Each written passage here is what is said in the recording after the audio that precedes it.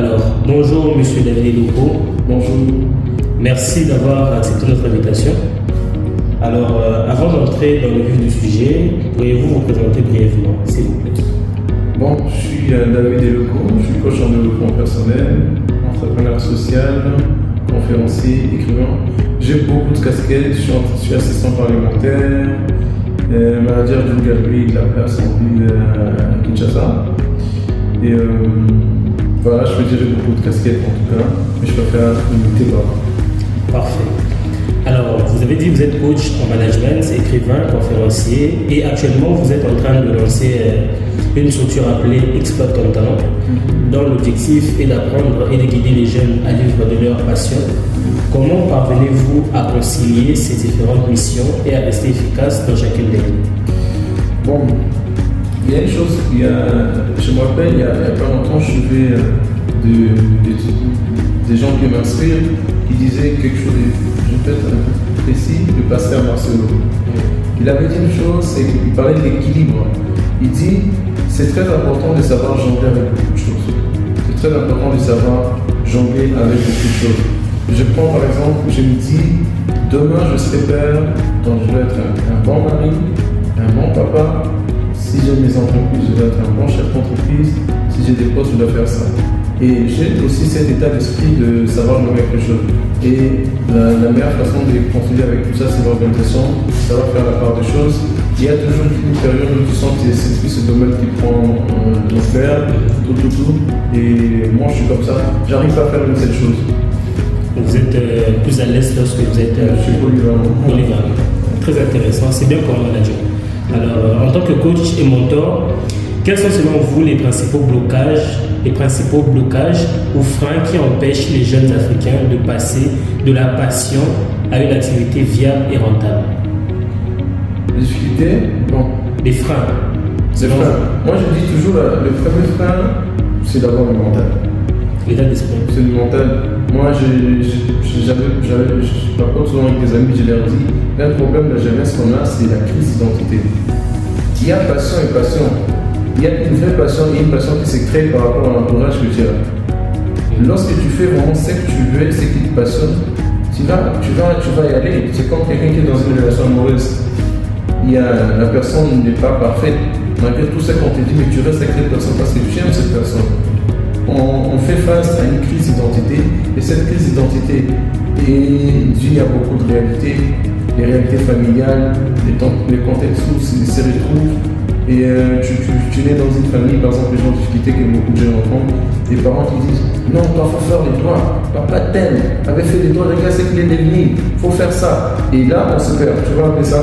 Et les réalités qu'on peut rencontrer, par exemple, nous sommes dans un pays où tu rencontres des gens qui sont en cours de route, qui vont beaucoup commenter, les pays ne vont pas avancer. Tout ça, ça freine beaucoup de choses. Moi, je me dis, le vrai frein qu'on a ici dans ces pays, c'est plus le frein mental. Et si on réussit à faire ça, je crois qu'on pourra faire dans le premier moment pour passer la passion à l'action, c'est ça. Mais si on arrive à réussir, moi je me dis, la vie d'adultes ou la vie de gens qui veulent changer les choses, c'est une vie où il faut être fort mentalement, avoir cette capacité de faire ça. Très intéressant ce que vous dites. Et là, je vais poser une question que je pose à tous les invités. Quelle opportunité concrète existe aujourd'hui pour les jeunes Africains, précisément en RDC à Kinshasa, où vous êtes actuellement, qui existe pour transformer leur talent en source de revenus, notamment dans le domaine du développement personnel, de la créativité ou de l'entrepreneuriat? Quel domaine concret? Bon, déjà, c'est qu'il y a beaucoup de problèmes, mais ici, il faut être concret, je me dis. Là, le problème sérieux qu'on a ici, c'est la formation. La formation, si tu investis dans la formation, tu peux avoir facilement des gens parce qu'on est une population qui a vraiment un sérieux problème de formation. Déjà avec les systèmes éducatifs qu'on a, un système qui est vraiment en retard et dans la formation. Et moi, je ne vais pas vraiment dire aussi que c'est vraiment ce domaine qui va réussir. Moi, je dis, il faut que chacun se retrouve dans son domaine. Et c'est parce qu'il n'y a que dans ton domaine que tu dois réussir. Moi, je peux dire qu'il y a des opportunités partout. Moi, je donne comme ça par rapport à mon domaine. Je ne vais pas pousser tout le monde à devenir des coachs en développement personnel. Moi, c'est que moi, je peux dire comme Mbappé avait répondu à un journaliste qui avait dit qu'aimerais-tu dire aux jeunes qui veulent être comme Kylian Mbappé? Kylian Mbappé, il a dit non, je ne veux pas que les gens deviennent comme Kylian Mbappé. Je veux qu'ils se découvrent, ils peuvent même faire plus que moi, tu vois, que ça. Je ne veux pas que les gens, tout le monde devienne des coachs en développement personnel. On a besoin qu'on atteigne un niveau où on peut dire aussi que tout, il n'y a pas de saut métier. Tu vois un peu ça? Aux États-Unis, tu peux être fier de dire que je suis charpentier. Et tu te fais des millions avec. Je suis coursier, je me fais des millions avec. Pourquoi pas aussi, ici au Congo aussi, qu'on puisse être à l'aise et dire je suis tel et je me fais de l'argent, au lieu de dire je suis homme d'affaires, je suis politicien. C'est comme si il y a des domaines un peu plus précis qui rendent riches. Et ça, je crois que si on arrive à résoudre ces problèmes, ça peut nous aider. Moi, en tout cas, ça c'est mon point de vue. Moi, j'aimerais qu'on atteigne un niveau où on soit à l'aise et dire il n'y a pas de saut métier. Parfait, magnifique. Alors, dernière question, parce que c'est un podcast très court. Dernière question, quel conseil donneriez-vous à un jeune qui se sent passionné par une activité, mais qui ne sait pas par où commencer pour en faire un métier ou un projet d'entreprise? Je ne sais pas les noms. Madame Jelima a dit, mais l'une des intervenantes que vous avez parlé dit quelque chose de très important. La perfection, tu n'as pas besoin d'atteindre la perfection. Ce qui tue beaucoup de gens, c'est quoi? Ces gens attendent la perfection pour passer à l'action. L'un des problèmes de beaucoup de gens, c'est la perfection. Il y a une chose, je dis toujours aux gens, le meilleur secret d'avancer dans la vie, c'est de savoir utiliser les moyens de perfection. Justin Bieber, comment on a découvert sur YouTube, il chante en cours de route lorsqu'il était enfant, Justin Bieber. On a découvert à partir de là. Et après, il est parti dans une. C'était quoi déjà? Dans un concours, tout ça. Et puis, j'ai oublié la star qu'il a aidé. J'ai oublié que son nom m'a échappé. Il est parti de là. Il faut être en mesure de ça. Le problème, c'est pas tout ce qu'il faut pour qu'on puisse arriver. Mais ta capacité de savoir donner un sens à ce qu'il y a en toi, ton potentiel. C'est ça qui va te ramener loin. Si tu n'as pas tous les moyens de voir qu'il faut, tu ne passes pas à l'action. Qu'est-ce qui te dit que lorsque tu vas? C'est cet état d'esprit-là. De dire, je n'ai pas tel matos, je n'ai pas tel matos, mais j'ai ça. Je peux faire quelque chose avec. C'est assez le genre. Par exemple, tu n'as pas les téléphones pour filmer. Mais par exemple, tu as le courage de parler, genre, par exemple, tu es dans une salle de classe, tu filmes, genre, tu parles bien.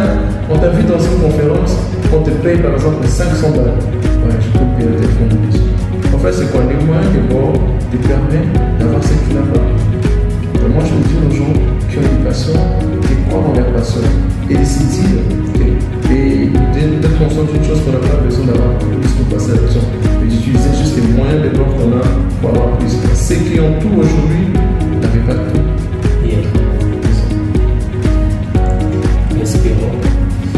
Alors, pour terminer, que pensez-vous de la plateforme Mythos Academy? En tout cas, moi, ce qui me plaît dans cette structure, c'est d'abord de voir ce sont des jeunes qui ont lancé cette initiative. Le continent africain en a besoin. Comme on l'a dit il n'y a pas longtemps, c'est que nous sommes les continents les plus jeunes et les plus pauvres. Ça, c'est très décevant. Comment ça, on est un continent où on a plus de 54% de jeunes? On est pauvres. Que font ces jeunes-là? C'est généralement les jeunes qui sont censés relever le défi.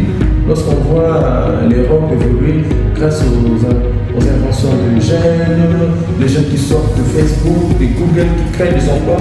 Et moi, ça me plaît de voir de telles initiatives. Et moi, du coup, ça, j'élevais par rapport à mon combat le fait de passer à l'action. Moi, c'est passer à l'action. La meilleure façon d'aider les gens à évoluer, ce n'est pas juste de parler. Par exemple, je t'ai dit, moi j'ai des connaissances qu'il faut, c'est le fait que vous connaissez les entrepreneurs, vous pouvez les contacter, qui peuvent inspirer. Donc, il y a plusieurs moyens d'apporter son édifice et cet édifice, je crois que ça pourra inspirer beaucoup de jeunes. J'apprécie beaucoup. Et n'abandonnez pas. Les gens vont vous décourager, mais il faut toujours y aller et je crois que Dieu sera avec vous parce que dans le futur chrétien.